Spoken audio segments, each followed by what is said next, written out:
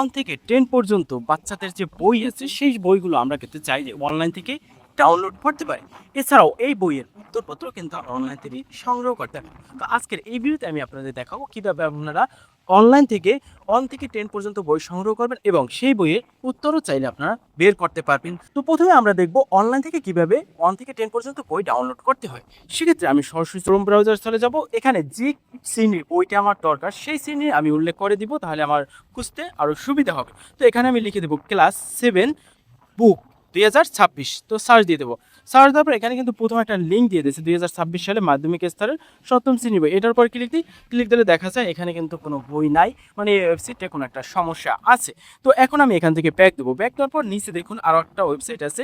তো এই ওয়েবসাইটের উপর যদি ক্লিক দেওয়ার সাথে সাথে 7ম শ্রেণীর সকল বই কিন্তু দেখা যাচ্ছে। এখানে বাংলা ভার্সন, ইংলিশ ভার্সনের বই। তো প্রথমে আমি চেক করব ইংলিশ ভার্সন। সেক্ষেত্রে আমি ইংলিশ ভার্সনের উপর ক্লিক দেবো, সাথে সাথে কিন্তু আমার বইটা ওপেন হয়ে গেছে, বিজ্ঞান বই।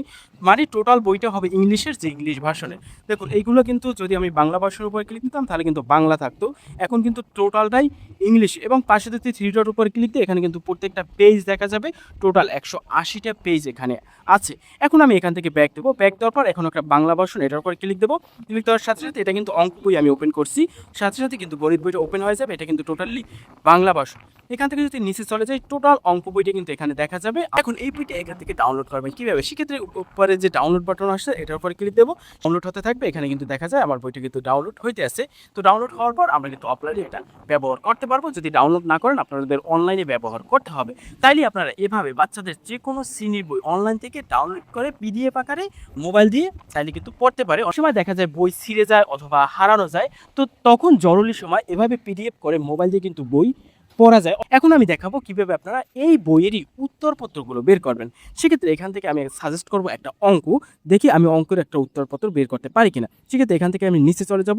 নিচে যাওয়ার পর এখানে আমি একটা অনুশীলনী আসছে, যেমন 4.1। এখান থেকে আমি একটা স্ক্রিনশট দেবো।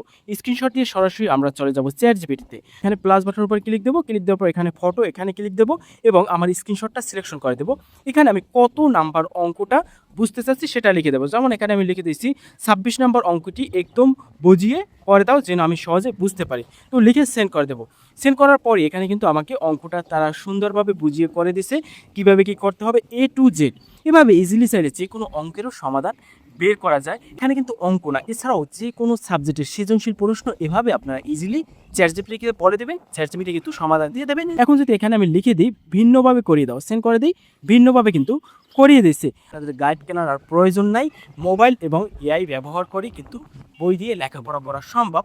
বিভিন্ন দেশে দেখা যায় শ্রেণীকক্ষে আইপ্যাড দেওয়া হয় এবং আইপ্যাডের মাধ্যমে পিডিএফ আকারে বই বাচ্চারা কিন্তু চাইলে লেখাপড়া করতে পারে বা এআইয়ের মাধ্যমে বুঝতে পারে।